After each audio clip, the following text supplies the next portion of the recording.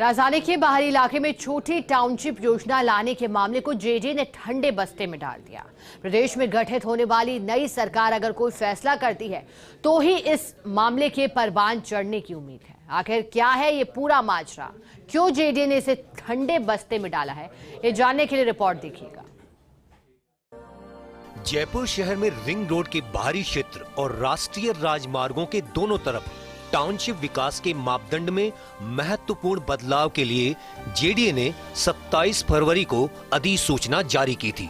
दरअसल वर्ष 2025 तक के लिए लागू मास्टर प्लान के दायरे में आने वाले जेडीए रीजन को अर्बनाइजेबल एरिया U1, U2 और U3 में विभाजित किया गया है।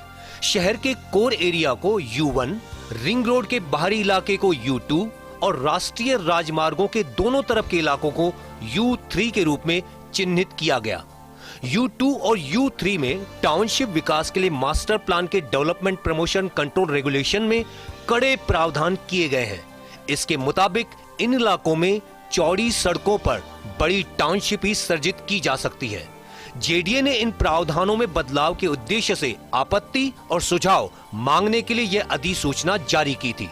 जेडीए का तर्क था कि समय की मांग के चलते ऐसा किया जा रहा है, क्योंकि जेडीए को लगातार इन इलाकों में छोटी सड़कों पर कम आकार की टाउनशिप विकसित करने के प्रस्ताव मिल रहे हैं। सबसे पहले आपको बताते हैं कि टाउनशिप विकास के मापदंड में जेडीए क्या छूट देना चाहता था। मास्टर प्लान के U2 और U3 क्षेत्र में पहले से छोटे आकार की टाउनशिप सृजित की जा सकेगी। प्रस्तावित बदलाव के अनुसार न्यूनतम 5 हेक्टेयर की टाउनशिप विकसित की जा सकेगी। न्यूनतम 24 मीटर चौड़ी सड़क पर टाउनशिप लाई जा सकेगी। मौजूदा प्रावधान में टाउनशिप के लिए सड़क की न्यूनतम चौड़ाई 30 मीटर जरूरी, जबकि टाउनशिप का न्यूनतम आकार 10 हेक्टेयर होना चाहिए। इन इलाकों में अगर इंटीग्रेटेड टाउनशिप स्थित है तो उसके 500 मीटर की परिधि में न्यूनतम 2 हेक्टेयर की टाउनशिप आ सकेगी। ऐसी टाउनशिप के लिए सड़क की न्यूनतम चौड़ाई 18 मीटर जरूरी होगी, लेकिन यह जरूरी है इंटीग्रेटेड टाउनशिप और अन्य टाउनशिप का कुल क्षेत्रफल 10 हेक्टेयर से अधिक हो। जयपुर विकास प्राधिकरण की ओर से अधिसूचना जारी कर इन प्रस्तावित बदलावों पर 31 मार्च तक आपत्ति और सुझाव मांगे गए थे।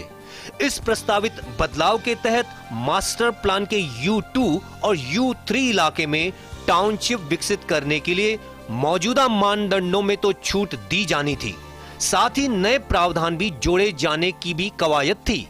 जरा देखिए क्या थे ये नए प्रावधान।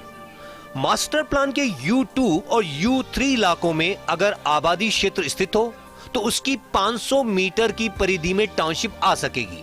न्यूनतम 24 मीटर चौड़ी सड़क पर टाउनशिप आ सकेगी। यहां न्यूनतम 2 हेक्टेयर आकार की टाउनशिप आ सकेगी। किसी टाउनशिप का आंशिक क्षेत्र U1 और U2 में है और टाउनशिप का 50% से अधिक क्षेत्र U1 में है तो टाउनशिप विकसित करने के लिए U1 के मापदंड लागू होंगे।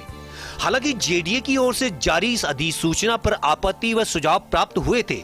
इन पर विचार के लिए जेडीए सचिव नलिनी कठोतिया की अध्यक्षता में कमेटी बनाई गई। कमेटी ने मामले में विधिक परीक्षण लेने की सिफारिश की। इस पर जेडीए ने अतिरिक्त महाधिवक्ता मनीष सिंघवी से विधिक राय भी ली। विधिक राय के बाद मामला फिलहाल ठंडे बस्ते में है। विधिक राय में कहा गया है कि जेडीए की यह कवायद मास्टर प्लान में बदलाव वाली है। मास्टर प्लान की पालना को लेकर हाई कोर्ट और सुप्रीम कोर्ट गंभीर है। ऐसे में यह उचित होगा कि टाउनशिप का न्यूनतम आकार तय करने के लिए स्वीकृति ली जाए। सुप्रीम कोर्ट में प्रार्थना पत्र लगाकर मामले में स्वीकृति ली जाए। इस मामले में अब जेडीए को नई सरकार का इंतजार है। नई सरकार जो भी फैसला लेगी उसके अनुसार ही इस मामले में कवायद आगे बढ़ेगी। कैमरा पर्सन राकेश के साथ Abhishek Srivastava, First India News, Jaipur.